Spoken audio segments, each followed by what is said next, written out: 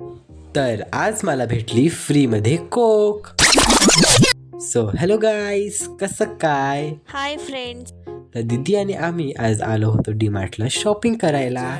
दीदीन ते इकडे करत होते शॉपिंग, आणि खरं म्हणजे तर मला यांच्यासोबत यायचं नव्हतं शॉपिंग करायला, पण ते मला जबरदस्ती घेऊन आले होते. आणि खरं म्हणजे सांगू नको ते मला का आणतात, एक तर त्यांचं बास्केट पकडायला आणि दुसरं म्हणजे त्यांचं ड्रायव्हर म्हणून ते मला शॉपिंगला आणतात.